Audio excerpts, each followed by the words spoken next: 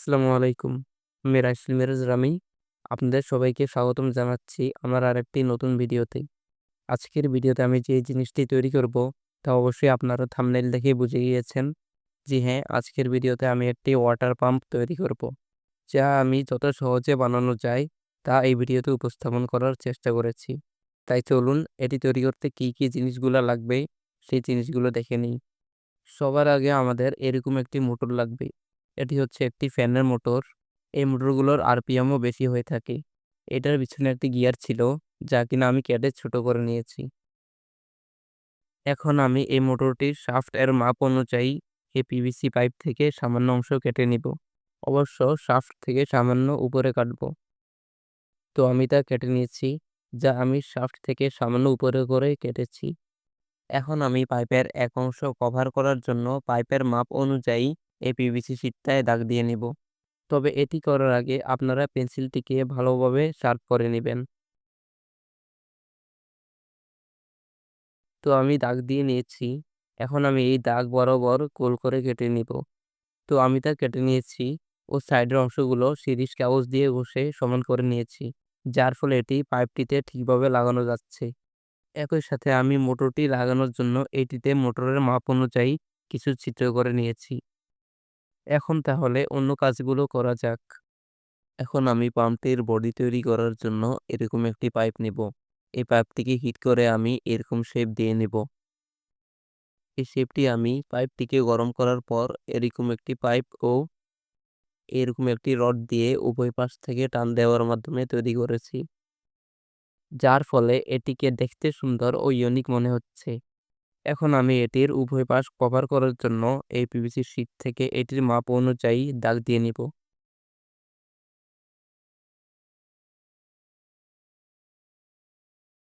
তো আমি দাগ দিয়ে নিলাম।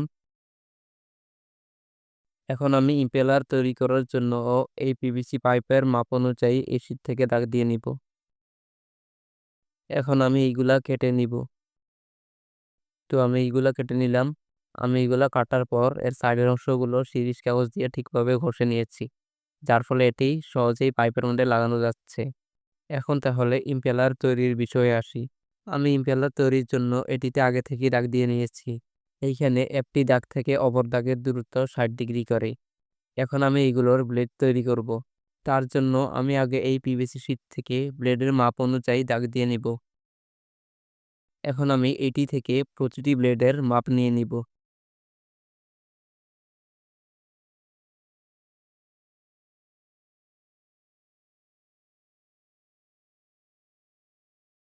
তো আমি মাপ নিয়ে নিলাম। এখন আমি এই মাপ অনুযায়ী মোট ৬টি ব্লেড কেটে নিব। আমি ব্লেডগুলো মাপ অনুযায়ী কেটে নিয়েছি। এখন আমি এই ব্লেডগুলো এটিতে এইভাবে আড়াআড়িভাবে লাগিয়ে নিব। আমি প্রত্যেকটি ব্লেড এটিতে ঠিকভাবে লাগিয়ে নিলাম। এই ব্লেডগুলো লাগানোর সময় একটু আঁকা-বাঁকা হয়ে গিয়েছিল। তাই আমি এইগুলোর প্রত্যেকটি লাগানোর পর সাইডের অংশগুলো হালকা কেটে দিয়েছি। একই সাথে আমি ব্লেডগুলো সুপার গ্লু আর অ্যারোল লাইট দিয়ে ভালোভাবে লাগিয়ে নিয়েছি। আমি এটিতে একটি প্লাস্টিকের বুশ ব্যবহার করেছি, যাতে এটিতে মোটরের শাফট কানেক্ট করা যায়। আপনারা যদি এরকম কিছু না পান, তাহলে এটির ছিদ্র আরেকটু ছোট করে মোটর শাফটটা তাতে গ্লু দিয়ে লাগিয়ে দিতে পারেন। এখন তাহলে চলুন বাকি কাজগুলো করে নিই। এখন আমি এই দুটো পিভিসি নিব আর এই দুটিকে একটি অপরটির সাথে লাগিয়ে নেব। লাগানো হলে আমি এই দুটো পিভিসির জয়েন্টের মধ্যে ভালোভাবে অ্যারোডাইট লাগিয়ে নিব, যাতে কোনো লিকেজ না থাকে। তো আমি এটিতে ভালোভাবে অ্যারোডাইট লাগিয়ে শুকিয়ে নিয়েছি, যার ফলে এটিতে আর কোনো লিকেজ নেই। এখন আমি এরকম একটি সাইকেলের বা মোটরসাইকেলের টিউব নিব, যাতে এটার মধ্যে লাগাতে পারি। আগে আমি এই টিউব থেকে সামান্য অংশ কেটে নিব। কাটা হলে আমি এই ছিদ্রগুলো অনুযায়ী এই টিউবের মধ্যে দাগ দিয়ে নিব।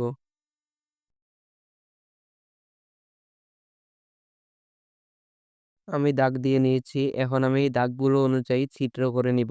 আর এই সম্পূর্ণ টিউবটিকে গোল করে কেটে নিব। তো আমি গোল করে কেটে নিলাম আর এই দাগগুলো বরাবর ছিদ্র করে নিলাম। এখন আমি এই টিউবটি আর মোটরটি পিভিসিটির সাথে লাগিয়ে নিব। তো আমি লাগিয়ে নিচ্ছি আর লাগানোর পর এই টিউবের সাইডের অংশগুলোতে সুপার গ্লু দিয়ে লাগিয়ে দিয়েছি। আমি এই টিউবের সাইডের গ্যাপগুলোতে গ্লু গান দিয়ে লাগিয়ে দিব, যাতে কোনো প্রকার লিকেজ না থাকে।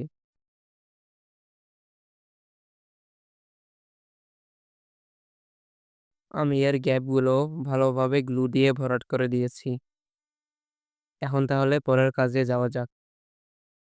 এখন আমি একটি সিরিঞ্জ নিব, আর এই সিরিঞ্জের নিচের সাইডের যে অংশটি আছে তা কেটে ঘষে নিব।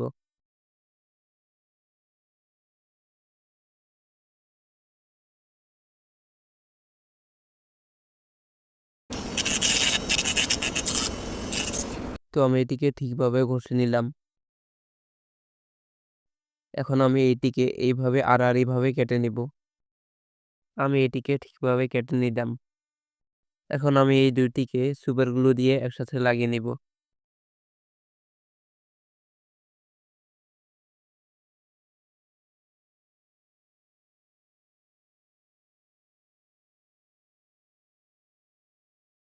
সুপার গ্লু শুকিয়ে গেলে আমি এটিতে পরে এয়ারলাইট দিয়ে ভালোভাবে লাগিয়ে নিব। তো আমি এটিতে এয়ারলাইট লাগিয়ে শুকিয়ে নিয়েছি।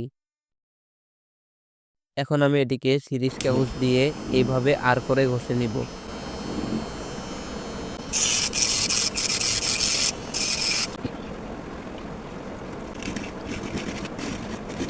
তো আমি এটিকে ঠিকভাবে ঘষে নিলাম। আপনারাও ঠিক এইভাবে ঘষে নিবেন। এখন আমি এটিকে ইম্পেলারের বডির সাথে লাগানোর জন্য এটির মাপ অনুযায়ী ইম্পেলারের বডিতে পেন্সিল দিয়ে দাগ দিয়ে নিব। এখন আমি এই দাগ বরাবর ছিদ্র করে নিব। তো আমি এটিতে মাপ মতো ছিদ্র করে নিলাম। আমি এখন এই ছিদ্র বরাবর সিরিজটি লাগিয়ে নিব। তবে লাগানোর পূর্বে আমি পাম্পের বডির এক অংশ কভার করার জন্য পিভিসি শীট থেকে যে অংশটি কেটেছিলাম সেটির সাথে মাপ দিয়ে নিব।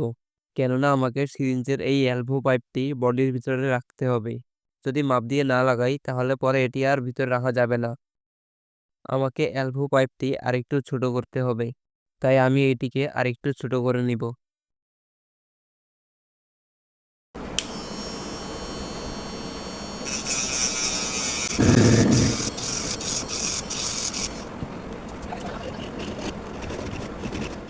তো আমি এটিকে আরেকটু ছোট করে নিলাম।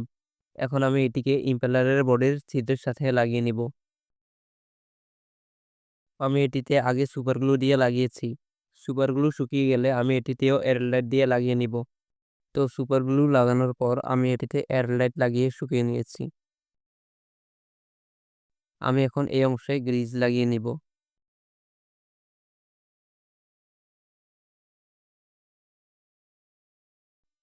আমি মোটরের শাফটেও সামান্য গ্রিজ লাগিয়ে নিব, যাতে এটি স্মুথলি ঘুরতে পারে। এখন আমি মোটরটি এটির সাথে লাগিয়ে নিব। আপনারা অবশ্যই টিউবের ছিদ্রটি মোটরের শাফট থেকে ছোট রাখবেন, কেননা তা বড় হলে এই জায়গা দিয়েই পানি লিকেজ করতে পারে। তাই সেই দিকে লক্ষ্য রাখবেন। আমি এখন এটিতে স্ক্রু লাগিয়ে নিব। আমি এটিতে স্ক্রু লাগিয়ে নিয়েছি, আর স্ক্রু লাগানোর পর স্ক্রু এর উপর গ্লু গান দিয়ে লাগিয়ে নিয়েছি। এখন আমি ইম্পেলারটি শাফটের সাথে লাগিয়ে নিব।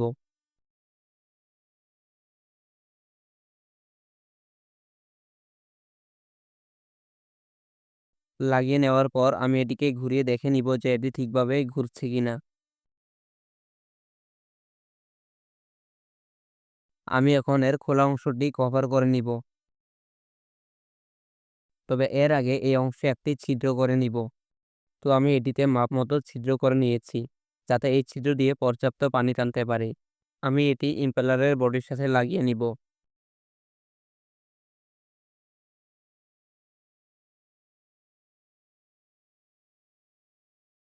আমি এটি আগে সুপার গ্লু দিয়ে লাগিয়ে নিয়েছি।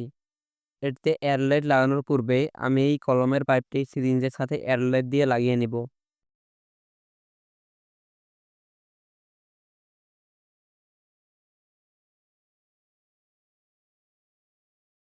এখন আমি এই জায়গায় এয়ারলাইট লাগানোর সাথে সাথে এর বডিটি লাগিয়ে নিব। তাহলে চলুন আমি বডিটি লাগিয়ে নিই।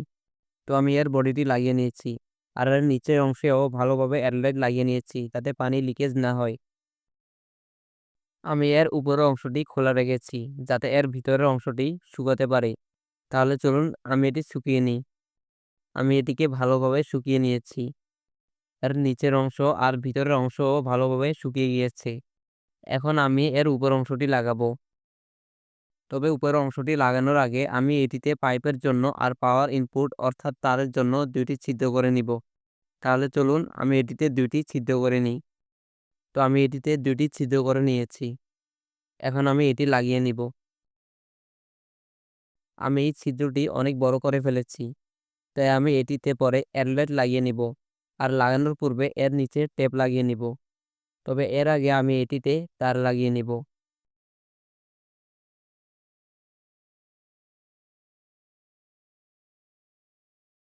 তো আমি এটিতে তার লাগিয়ে নিলাম।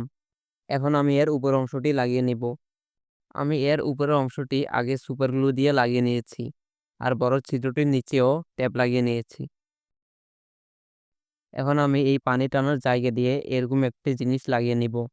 এটি আমি পিভিসি পাইপ দিয়ে তৈরি করেছি। এটি লাগানোর কারণ হলো যাতে ঠিকভাবে পানি টানতে পারে।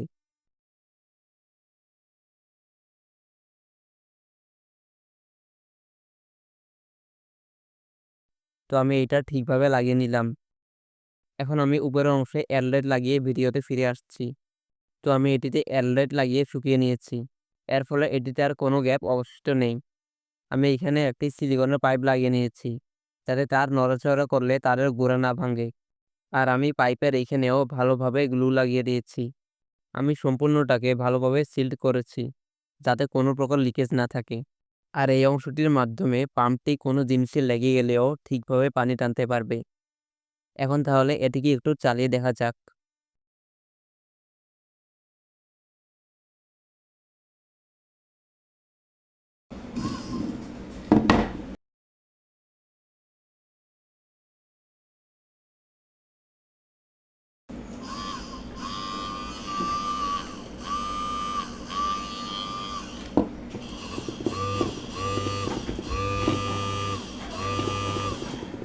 এটা তাহলে ঠিকভাবে কাজ করছে। এখন তাহলে এটার আসল পরীক্ষা করা যাক।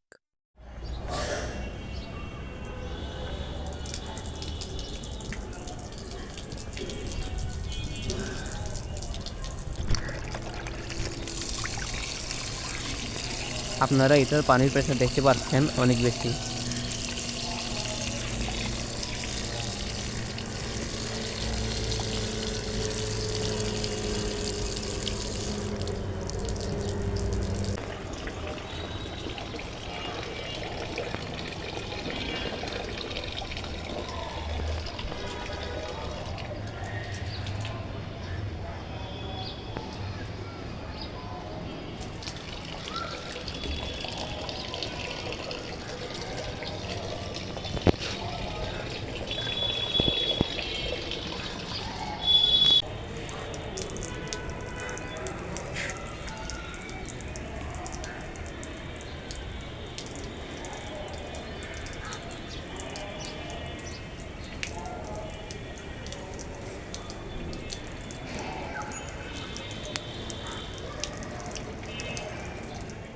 তাহলে আপনারা এই পাম্পটির পাম্প করার ক্ষমতা দেখেছেন।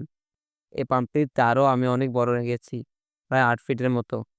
আর আপনাদের একটা জিনিসে খটকা থাকতে পারে যে পাইপ দিয়ে প্রেশার কম এসেছে।